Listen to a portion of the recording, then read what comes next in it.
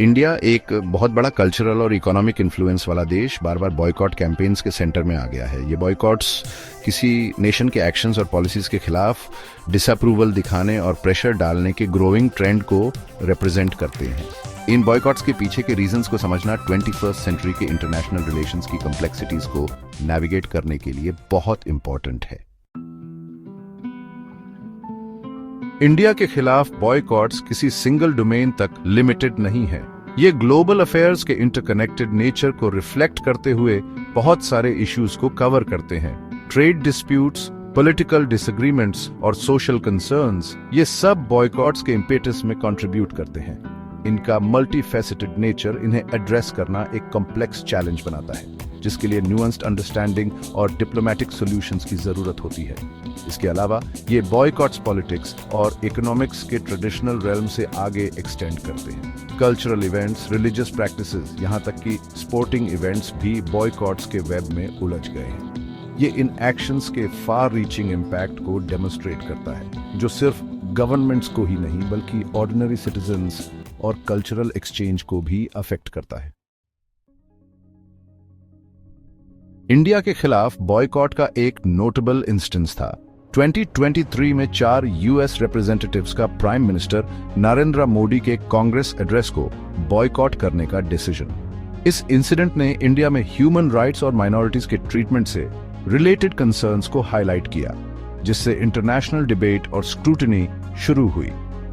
Israel के Benjamin Netanyahu और Ukraine के वोलोडिमिर ज़ेलेंस्की जैसे वर्ल्ड लीडर्स को टारगेट करने वाले सिमिलर बॉयकॉट्स एक ब्रॉडर पैटर्न को अंडरस्कोर करते हैं। ये बॉयकॉट्स अक्सर international conflicts, human rights concerns और पॉलिटिकल आइडियोलॉजीज पर डिसएग्रीमेंट से स्टेम होते हैं।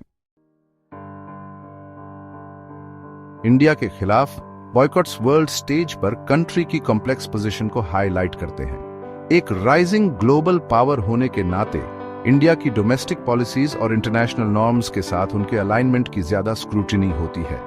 ये boycott significant diplomatic challenges present करते हैं, जिसके लिए इंडिया को कंस्ट्रक्टिव डायलॉग में एंगेज करना और इंटरनेशनल कम्युनिटी द्वारा रेज की गई कंसर्न्स को एड्रेस करना जरूरी होता है। अंततः इन बॉयकॉट्स के पीछे के रीजंस को समझना नेशंस के बीच ग्रेटर अंडरस्टैंडिंग और कोऑपरेशन को फॉस्टर करने के लिए एसेंशियल है।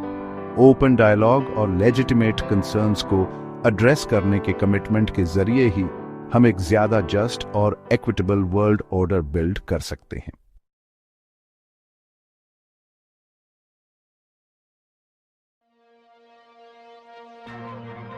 कश्मीर नाम सुनते ही दिल में एक अजीब सी ख्वाहिश, एक खोए हुए स्वर्ग की तलाश जाग उठती है।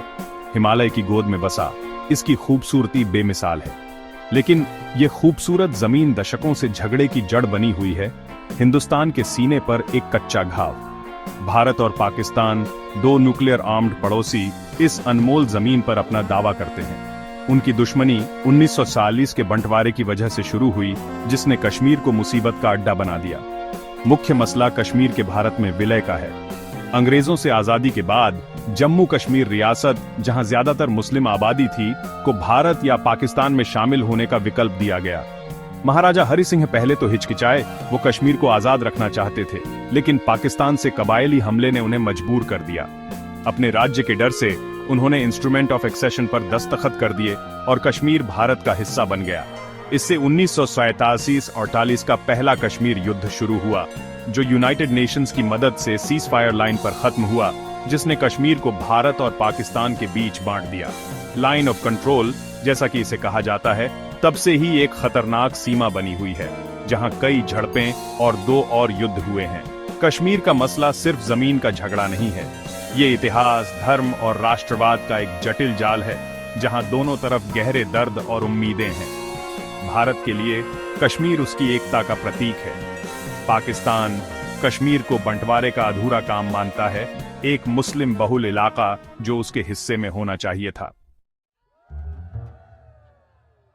दशकों तक जम्मू कश्मीर राज्य को भारतीय संविधान के अनुच्छेद 370 के तहत विशेष दर्जा प्राप्त था। इस अनुच्छेद ने राज्य को काफी ऑटोनॉमी दी थी, अपना झंडा, संविधान और कानून बनाने की आजादी। जहां कुछ लोगों का कहना था कि यह कश्मीर की अलग पहचान और ऑटोनॉमी के लिए जरूरी था, वहीं कुछ लोगों ने इसे विलय में रुकावट और अलगाववाद की वजह माना। अगस्त 2019 में प्रधानमंत्री नरेंद्र मोदी की सरकार ने अनुच्छेद 370 को हटाने का फैसला लिया, जिससे जम्मू कश्मीर का विशेष दर्जा खत्म हो गया। राज्य को 2 केंद्र शासित प्रदेशों जम्मू कश्मीर और लद्दाख में बांट दिया गया, जो सीधे केंद्र सरकार के अधीन है। इस कदम को कई लोगों ने एक साहसिक और ऐतिहासिक फैसला बताया, लेकिन देश और दुनिया में इसे मिली-जुली प्रतिक्रिया मिली। सरकार के समर्थकों का कहना था कि इससे क्षेत्र में शांति और विकास का नया दौर शुरू होगा, अलगाववाद और आतंकवाद का अंत होगा। उनका मानना था कि जम्मू कश्मीर को भारत के साथ और करीब लाने से आर्थिक विकास होगा, रोजगार के अवसर पैदा होंगे और लोगों के बीच की दूरी कम होगी। हालांकि आलोचकों ने चिंता जताई कि इससे कश्मीरी आबादी और अलग थलग बढ़ जाएगी और तनाव बढ़ेगा।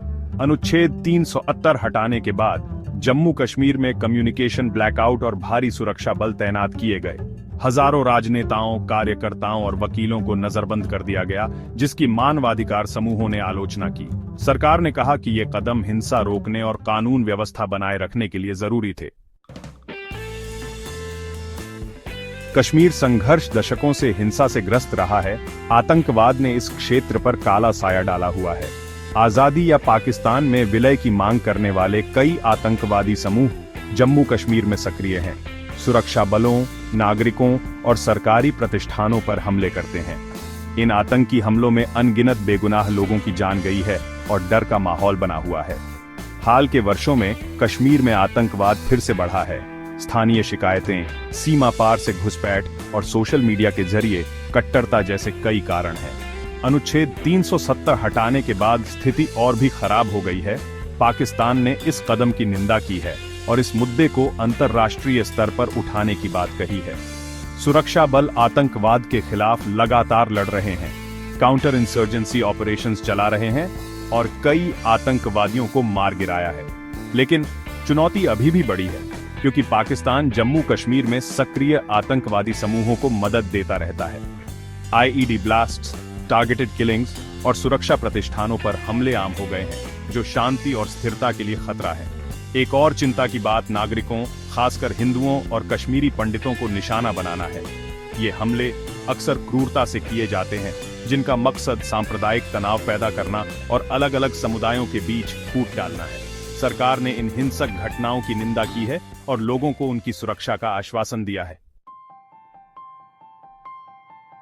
कश्मीर संघर्ष दुनिया के सबसे मुश्किल झगड़ों में से एक है, जिसका कोई आसान हल नहीं है। भारत और पाकिस्तान के बीच गहरा अविश्वास, गैर राज्य एक्टर्स की भागीदारी और आंतरिक और बाहरी कारकों का जटिल मेल इसे सुलझाना मुश्किल बनाता है। लेकिन इस संघर्ष की मानवीय कीमत को देखते हुए सभी पक्षों को शांतिपूर्ण और स्थायी समाधान की दिशा में काम करना चाहिए। हिंसा और अविश्वास के चक्र को तोड़ने के लिए बातचीत और कूटनीति जरूरी है। भारत हमेशा से कहता रहा है कि वो पाकिस्तान के साथ बातचीत करने को तैयार है, लेकिन बिना किसी तीसरे पक्ष की मध्यस्थता के। पाकिस्तान कश्मीर मुद्दे को सुलझाने के लिए अंतर्राष्ट्रीय हस्तक्षेप, खासकर यूनाइटेड नेशंस से चाहता है। अंतर्राष्ट्रीय समुदाय बातचीत को बढ़ावा देने और शांति वार्ता के लिए अनुकूल माहौल बनाने में भूमिका निभा सकता है। संघर्ष के मूल कारणों जैसे शासन, मानवाधिकार और आर्थिक विकास के मुद्दों का समाधान ढूंढना एक स्थायी समाधान के लिए जरूरी है। जम्मू कश्मीर के लोग शांति, सम्मान और समृद्धि का जीवन जीने के हकदार हैं। उन्हें सशक्त बनाना, उनकी वास्तविक शिकायतों को दूर करना और राजनीतिक प्रक्रिया में उनकी भागीदारी सुनिश्चित करना एक बेहतर भविष्य बनाने के लिए जरूरी कदम है। एक शांतिपूर्ण और समृद्ध कश्मीर का सपना भले ही दूर का लगता हो, लेकिन ये नामुमकिन नहीं है। इसके लिए राजनीतिक इच्छा शक्ति, प्रतिबद्धता और एक बेहतर भविष्य के लिए साझा दृष्टिकोण की जरूरत है। अंतर्राष्ट्रीय समुदाय को भारत और पाकिस्तान से हिंसा छोड़ने, सार्थक बातचीत करने और ऐसे समाधान की दिशा में काम करने का आग्रह करना चाहिए जो सभी कश्मीरियों की आकांक्षाओं का सम्मान करे।